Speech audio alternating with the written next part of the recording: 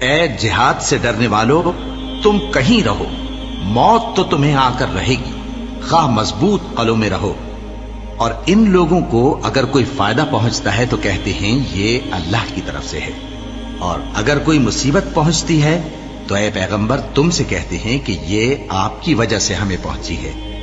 کہہ دو کہ رنج و راحت سب اللہ ہی کی طرف سے ہے۔ ان لوگوں کو کیا ہو گیا ہے کہ بات بھی نہیں سمجھ سکتے؟ اے آدم زاد، تجھ کو جو فائدہ پہنچے وہ اللہ کی طرف سے ہے، اور جو نقصان پہنچے وہ تیری ہی شامت اعمال کی وجہ سے ہے۔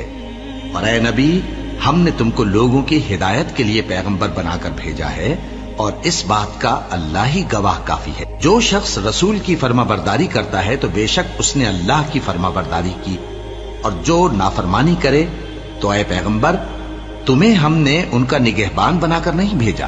اور یہ لوگ منہ سے تو کہتے ہیں کہ آپ کی فرما برداری دل سے منظور ہے، مگر جب تمہارے پاس سے چلے جاتے ہیں تو ان میں سے بعض لوگ رات کو تمہاری باتوں کے خلاف مشورے کرتے ہیں، اور جو مشورے یہ کرتے ہیں اللہ ان کو لکھ لیتا ہے۔ سو ان کا کچھ خیال نہ کرو اور اللہ پر بھروسہ رکھو، اور اللہ ہی کافی کارساز ہے۔ بھلا یہ قرآن میں غور کیوں نہیں کرتے؟ اگر یہ اللہ کے سوا کسی اور کا کلام ہوتا تو اس میں وہ بہت سا اختلاف پاتے، اور جب ان کے پاس امن یا خوف کی کوئی خبر پہنچتی ہے تو اسے مشہور کر دیتی ہیں، حالانکہ اگر اس کو پیغمبر اور اپنے ذمہ داروں کے پاس پہنچاتے تو تحقیق کرنے والے اس کی تحقیق کر لیتے، اور اگر تم پر اللہ کا فضل اور اس کی مہربانی نہ ہوتی تو چند آدمیوں کے سوا تم سب شیطان کے پیرو ہو جاتے۔ سو اے پیغمبر، اللہ کی راہ میں لڑو، تم اپنے سوا کسی کے ذمہ دار نہیں ہو، اور مومنوں کو بھی ترغیب دو۔ قریب ہے کہ اللہ کافروں کی لڑائی کو بند کر دے، اور اللہ شدید ترین جنگ کرنے والا ہے، اور سزا دینے کے لحاظ سے بھی بہت سخت ہے۔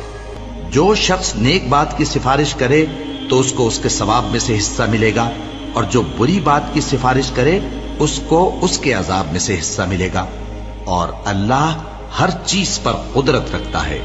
اور جب تم کو کوئی دعا دے تو جواب میں تم اس سے بہتر کلمے سے اسے دعا دو، یا انہی لفظوں سے دعا دو، بے شک اللہ ہر چیز کا حساب لینے والا ہے۔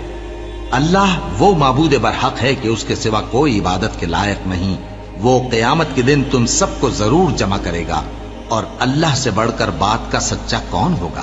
اب کیا سبب ہے کہ مسلمانوں تم منافقوں کے بارے میں دو گروہ بن گئے ہو، حالانکہ اللہ نے ان کو ان کے کرتوتوں کے سبب اوندھا کر دیا ہے؟